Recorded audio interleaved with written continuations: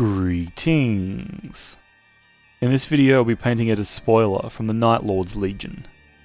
This Legion wasn't requested by one of my friends, as he thinks the Night Lords are cringe but somehow finds himself getting Night Lords on those pick your Legion tests. The Night Lords often feature depictions of lightning on their armour, which is why I've had this model ready to go now for a few months. It wasn't until the Firehawks video that I felt comfortable enough to paint lightning like this all over the model. Speaking of the model, it's entirely 3D printed, and the helmet has been made by combining a 40k Night Lord helmet, cutting the top off and putting a Mk.III helmet into place. The rest of the parts have been obtained from a bunch of different creators. A disclaimer about 3D printed components can be found in the video description. As I printed, assembled and primed this model months ago, it's got some print lines that I would nowadays sand off, but despite that I'm still happy with it. I primed the model black with my airbrush, though spray can primers can work just as well. Now onto the paint job itself, starting with Night Lord's Blue. This was applied in 2 or 3 thin coats around all of the armour, serving as a base coat for future steps.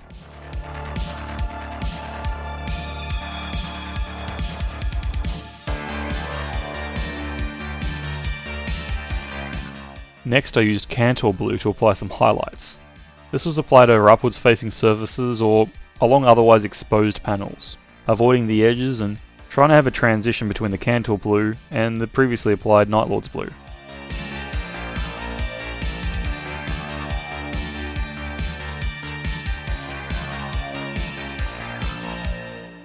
Now we're onto the metal, using Gunmetal Grey. I've been trying this paint out as an alternative to Iron Warriors, as I can apply this paint faster and smoother than Iron Warriors. The pot does need a heavy shake and it dilutes in the metal palette before finishing, but it's still faster and, in my opinion, has a nicer finish. That being said, for cleaning up I do still use Iron Warriors, as there's less preparation and cleanup required for that paint.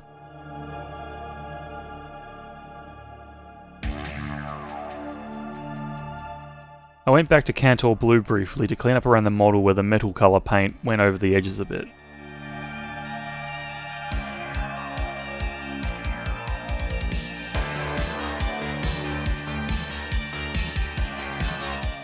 Next I switched to Abaddon Black to paint in the undersuit, which is only visible around the thighs and on the inner palm of the lightning claws for this model. Note that I've kept the belt looking bits around the thighs silver.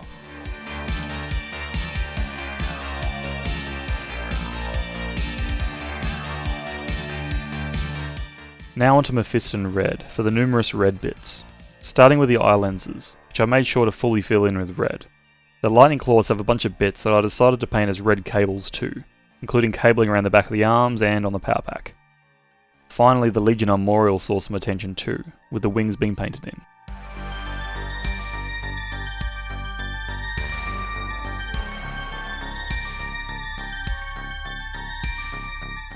I briefly went back to Abaddon Black to paint in the little cable tie bits at the rear of the arms. Next I used Iron Warriors to paint in a little bit of the lightning claw that I had missed in my previous application of Gunmetal Grey. You can see how similar the colours are here. Now, going back to the red, I used Evil Sunz Scarlet to highlight all of the bits that I had previously painted red. The eye lenses, the cables, and the wings on the Legion Armorial.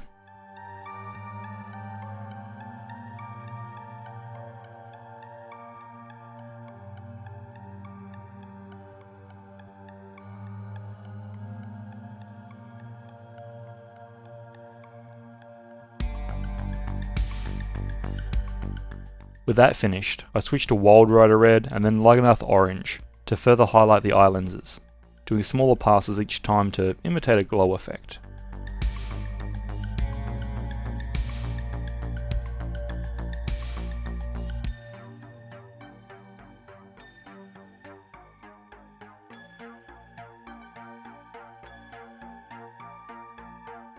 Now onto the bone details around the armour, using Zandri dust. The helmet face, the skull as part of the Legion Armorial, and the hanging skull on the other pauldron were all base coated with this colour.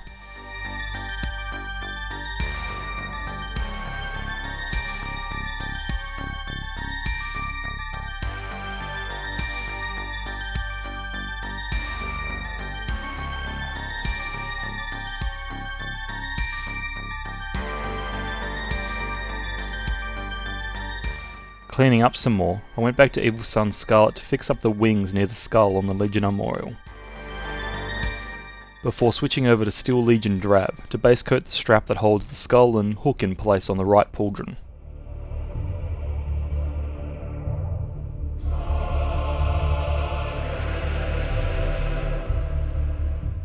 Onto highlighting these details now, starting with Ushabti bone, applied over the raised surfaces of all the bone details.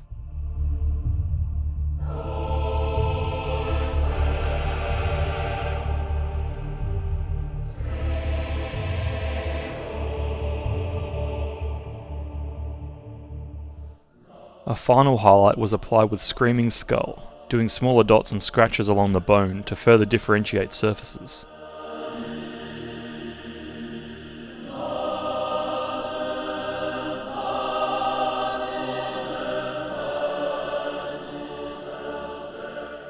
With the bone done for now, I switched to Baneblade brown to highlight the strap, mostly as an edge highlight but featuring a few little scratches for good measure.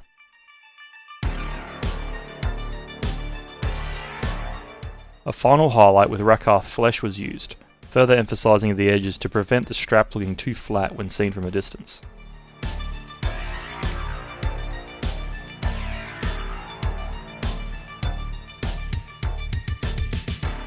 Now onto the daunting part, the lightning. I used Temple Guard Blue for the primary application, painting long and shaky lines in mostly random directions. I tried to avoid forks in the lightning, as the references use a realistic portrayal of lightning, so that means long but jagged lines with minimal forks. A shaky hand works well for this. I put these lightning effects on pretty much every panel I could find, figuring that if I couldn't make them look perfect, the volume would reduce the focus on any one fork.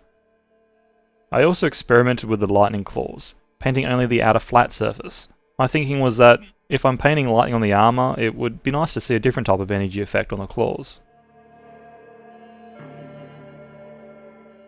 To highlight these lightning effects, I used blue horror in small dots at the corners, forks, or gaps in the previous coat. I also did a thin, kind of jagged line along the lightning claw bits. Seeing as I didn't record a spin shot bit for the lightning, we'll move straight on to the next thing I did, which was applying Alaitoc blue as an edge highlight for the power armour itself. I could have done this before the lightning, but I think doing it now meant that I'd save time by focusing on only the parts where I noticed there was a dark edge or somewhere there's chipping potential.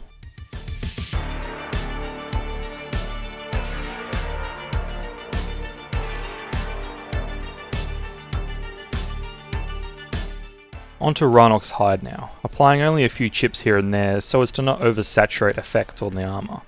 I also thinned it and applied it heavily over the raised foot, then wiped off the remainder with a finger to try for a muddy foot effect. I think it kinda worked.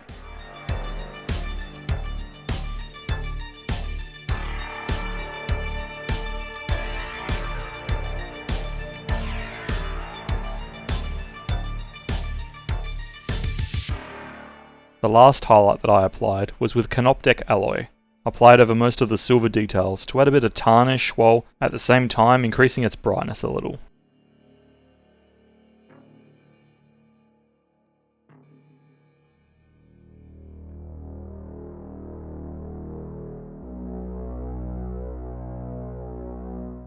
Now onto an enamel wash, using AK Interactive's Sepia Paneliner. This was applied fairly generously over most of the model, but trying to avoid pooling on the bone or any large open surface. As it dries, you can go over any ugly spot or sharp edge again, which I've done over the torso to give it a smoother appearance.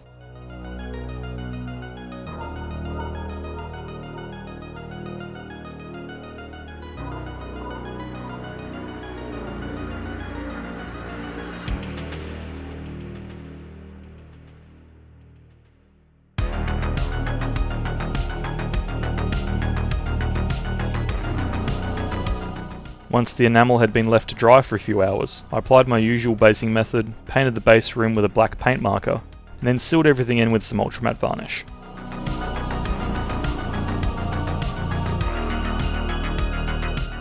And here we have it, a Despoiler from the Night Lord's Legion. This was a lot more fun than I thought it'd be, and I'm very happy with the final result. After showing my friend, who definitely didn't request this, he responded, quote, "I hate it. Why did you do this?" so I think he likes it. As for the paint job itself, I thought the lighting was going to be a lot harder than it actually turned out to be. Sure, if I tried to replicate the lighting based on the references one-to-one, where there's multiple bolts overlapping, and yeah, I think I'd need to rethink the entire approach. But for what it's worth, I really like the result of this, and it was faster than base coating the silver, so I'd call this a complete win. I will say that throughout most of this mini, I was thinking it was going to look horrible. The lack of any shading until the end has been throwing me off more and more as I do these.